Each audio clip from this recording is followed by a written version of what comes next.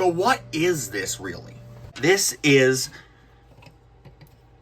Bumblebee movie, Soundwave, and Ravage, because Ravage is inside. They really should have been sold together, but yeah, whatever. Hasbro needs more money, I guess. But yeah, as you can see, I've weathered this one. Like I said, I've weathered all my Studio Series Bumblebee movies, toys. I think Soundwave, out of all of them, came out very well. But yeah, this is actually not a random hoverboard thing. It's actually based off of well, it hasn't been confirmed, but when you look at the pictures side by side, you can tell. It's based off of some weird mode Soundwave adopted in an odd, satirical, official Transformers vs. G.I. Joe miniseries. The entire point of the series is that it's basically supposed to be like, what if the writers took acid? It's weird. I haven't read it, but I know it's weird. Regardless, the gun's supposed to be on the side, but as I'm sure you've seen many people do, what you can do, you spin around, do a bit of mistransformation, and then you can put the guns on top. This gun can elevate and depress, and of course, Ravage comes with this little thing, which is supposed to be plugged on to emulate Soundwave's G1 cartoon gun. Which is a neat little touch. I'm personally, some people may have preferred him to have came with this gun, you know, like a shoulder cannon and a G1 gun, but I like we had that gun in the movie, so it makes sense for him to come with the one he actually wielded in the movie. And this is a little 3mm port to plug on to the underside of Ravage. There's no stand port underneath here, so you can't have him flying, but transformation is cool. It's not as simple as you think. He doesn't just... There's some neat things he does. So, start flipping these up, and then split the legs. And these panels kind of fold up on themselves. I did that one time, but then you just kind of get the legs out of the way. Flip, flip, rotate. That will collapse in, that will collapse in, and that will form a leg. And it's built-in gap fillers. Remember when Hasbro did that all the time? This thing just flips up. Then you flip out the arms. Flip up. Bring all of this down. Rotate just the arms forward. Collapse these down. You see, so the arms are backward. Rotate just the arm, not the shoulder, down. And then that piece can collapse so they can form the true shoulder. Rotate the head. And there he is. And of course, you can take the gun, flip down to reveal this peg, put it into that port. Then he has the proper shoulder cannon. So before we go to Ravage, let's look at Soundwave for a while. Because honestly, these designs for the Bumblebee movie are so cool. And not just in the vein of, I'm a G1 fan, I like the G1 inspired designs. I do. But what I like is they don't have any kibble on them. Because of course they weren't designed to transform. They were, as that toy guy mentions all the time, they weren't designed to transform. They were designed very quickly, ad hoc, for the Cybertron scene, which is added way later on towards the end of production. So they're very streamlined, and they really look like model kits, you know, like Furai models or Gunpla, you know, something you don't expect it to be able to transform, but it still does. And I think weathering just adds a whole lot more to that, because it makes all the panel lines pop. Like, I really love what I was able to do in the thighs. It doesn't show up the best on camera, but it's a lot darker in person. And he's just a lot beaten up and gruff. You can do what you want to with the weathering on this guy, but what I did is I only used black and gray. I didn't use any browns or tans, because to me, like, Cybertron doesn't have any dirt or mud, so I just wanted to have, you know, grease and oil and, you know, gunpowder and that sort of look. But again, if you really want to, you can do whatever you want to, especially for the Rise of the Beast toys. You can make them look really cool. There's the back. I didn't do much in the back, but the back of the arms I did a lot of detail on. I didn't paint out or pick out the little dots on the minigun in yellow. I forget if it's yellow or red. I didn't paint them. I might go back and do that later. So, the face is a really good looking face. I don't particularly like the more I look at it, I don't like the blue stripe down the middle. I think it's unnecessary. But it's grown on me. It's a good interpretation of Soundwave. Head's on a ball joint. You can move the gun, of course, up and down. Has a stand port, so I guess if you want to, you can take Ravage's gun and just plug it on the back, and it will kind of fit. Not only meant to. It can fit sideways like that, but then that just kind of... He can hold it as like a little melee weapon. No, he can't. I thought he could. Huh. Well, he can definitely hold his regular gun.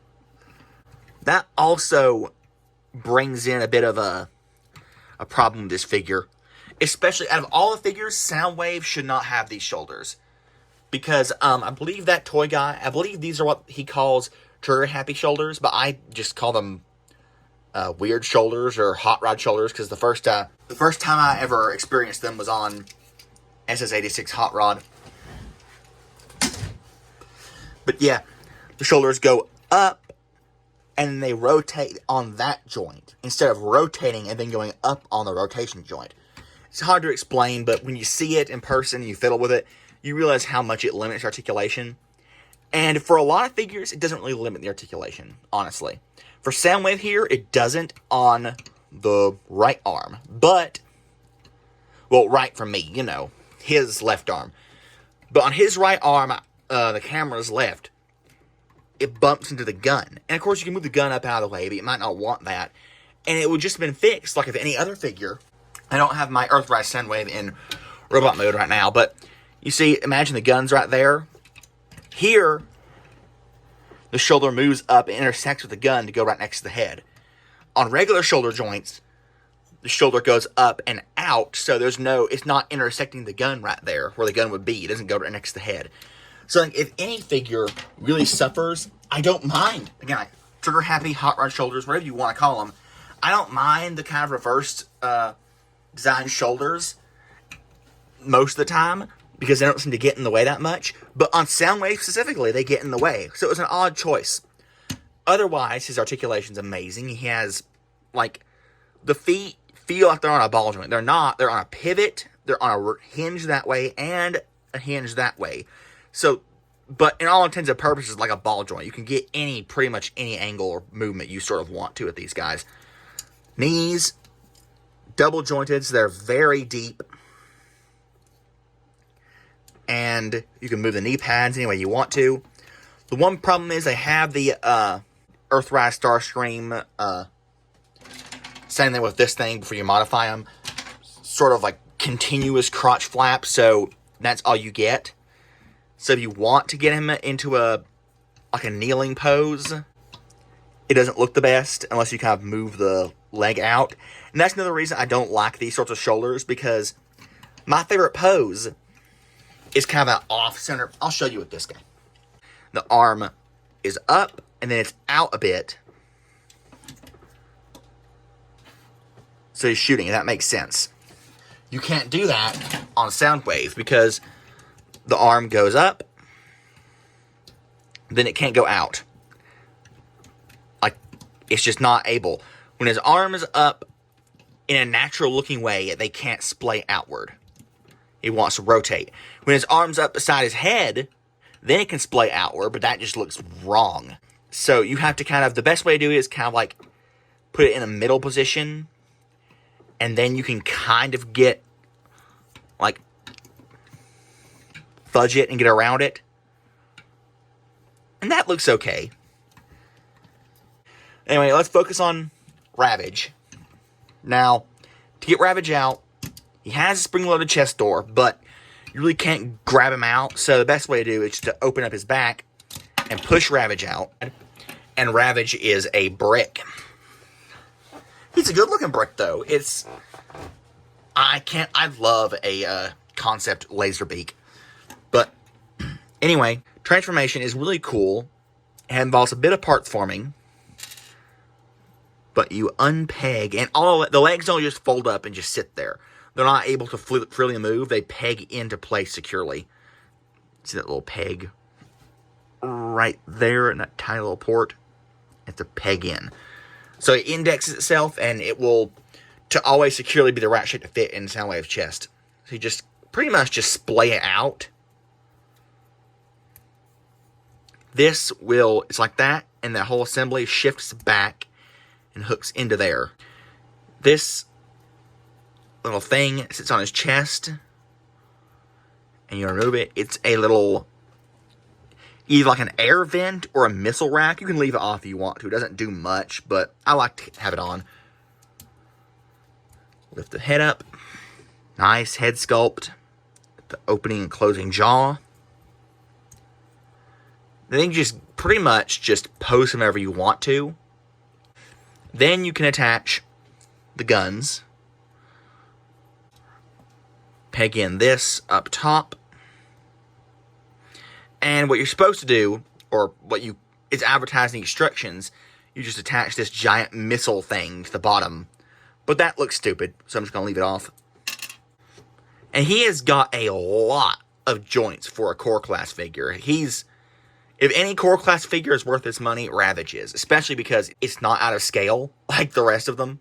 Or like a lot of them. Like, you know, I just ignored, even though I love the Bumblebee designs, I ignored core class Bumblebee Shockwave because, like, why do I want Shockwave to, you know, be a completely different scale to the rest of my Bumblebee figures? I'm glad they came out the Voyager one. And he's a nice looking Ravage.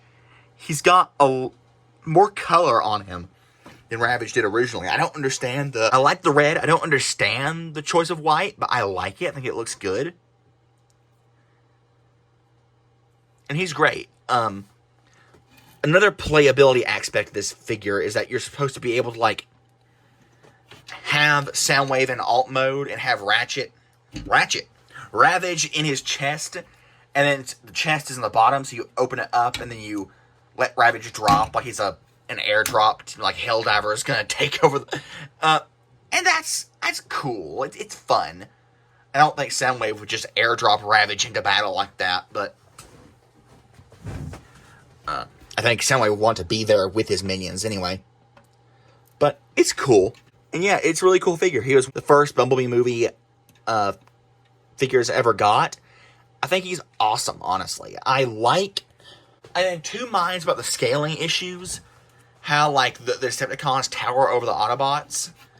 Like, in one way, it's really cool. But the other way, I think, like, Wheeljack, Bumblebee, sure, keep them as deluxes. But I think Ironhide and Ratchet, if anyone, they should have been a bit bigger and bulkier. Because they turned to vans, you know. Regardless, it's not like we're ever going to see this guy. If the Decepticons show up in any of the new Transformers movies, in any form remotely resembling their Bumblebee designs, I'll be incredibly surprised and happy. But, like, odds are the next time Soundwave appears, he's going to look unrecognizable. In the live-action movies, at least. So, if you want a good, like, blend of live-action and G1, I'd say this figure is still definitely worth it. If you want to transform anyway. Even though I don't display him in vehicle mode, because it's like it's a brick, I still like my figures to be able to transform, just because of nostalgia, and that's what it is, it's a transformer.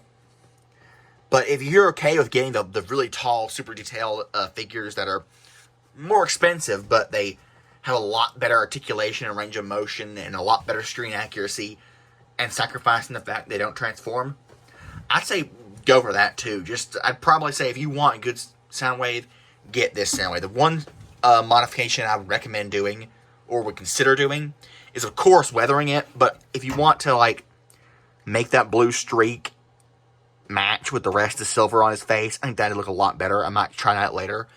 But yeah, anyway, as it is, a very good looking figure, very cool. I do highly recommend him. If you can deal with the problem with the shoulders, which I can deal with. I don't pose him much. I just kind of have him standing there look intimidating. And that's about it.